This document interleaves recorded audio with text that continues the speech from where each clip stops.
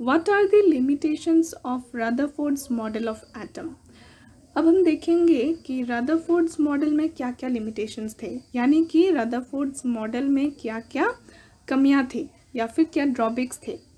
तो देखिए answer, the limitation of Rutherford's model of the atom is that it does not explain the stability of the atom. यानी कि हम जानते हैं कि जो एटम्स होते हैं वो काफ़ी स्टेबल होते हैं, लेकिन रदरफोर्ड्स मॉडल को यूज़ करके एटम्स के स्टेबल होने को हम एक्सप्लेन नहीं कर सकते। रदरफोर्ड्स मॉडल से हम स्टेबिलिटी ऑफ एटम को एक्सप्लेन नहीं कर सकते। Any particle in a circular orbit would undergo acceleration according to the Maxwell electromagnetic theory. Whenever a charged particle like electron undergoing accelerated motion through the nucleus, it loses energy continuously in the form of electromagnetic radiation. यानी कि देखिए electron क्या होते हैं, वो जो atom का जो न्यूक्लियस होता है उनके बाहर जो ऑर्बिट्स होते हैं वहाँ पर इलेक्ट्रॉन्स रिवॉल्व करते हैं, राइट। तो अगर जब इलेक्ट्रॉन्स रिवॉल्व कर रहे हैं यानी कि वो सर्कुलर मोशन में मूव कर रहे हैं, तो हर एक पॉइंट पर उनका डायरेक्शन चेंज हो रहा है।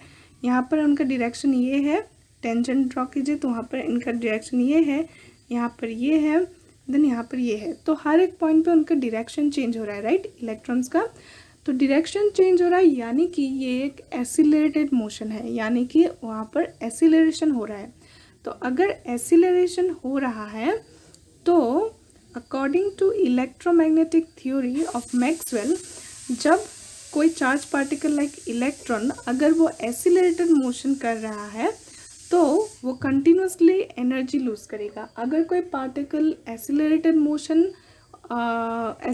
मोशन अंडरगो करता है देन वो एनर्जी लूज करता है in the form of electromagnetic radiation. तो अगर वो एनर्जी लूज कर रहा है then the orbit of the revolving electron will keep on becoming smaller and smaller following a spiral path, and ultimately the electron should fall into the nucleus, that is collapse. यानी कि देखिए ये जो मान लीजिए ये न्यूक्लियस है और ये है उनके ऑर्बिट्स, इलेक्ट्रॉन्स के ऑर्बिट्स। मान लीजिए हमारा एक इलेक्ट्रॉन यहाँ पर है, मैं अलग कलर से दिखाती हूँ। मान लीजिए हमारा एक इलेक्ट्रॉन यहाँ पर है, ठीक है। तो जब इलेक्ट्रॉन ऐसे मूव कर रहा है इस ऑर्बिट में तो वो कंटिन्यूसली एनर्जी लूज कर रहा है, राइट। तो उसका एनर्जी कम होते होते होते होते ऐसे राउंड करते करते वो न्यूक्लियस में आके गिरना चाहिए था, एंड वो should fall into the nucleus, that is collapse. यानी कि वो न्यूक्लियस में आके स्पाइरल पाथ फॉलो करके न्यूक्लियस में आके गिरना चाहिए था, एंड वो काफ़ी अनस्टेबल होता, ऐसा होता। तो this actually does not happen and the atom is quite stable. यानी कि ऐसा होना चाहिए था according to the electromagnetic theory, लेकिन असल में ऐसा नहीं होता है।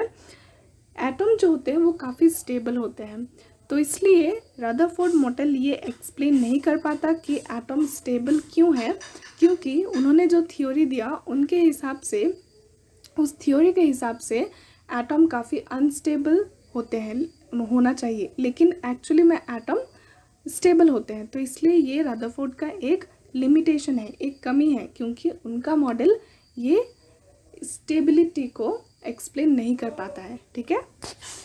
तो चलिए अब हम नेक्स्ट क्वेश्चन देखते हैं।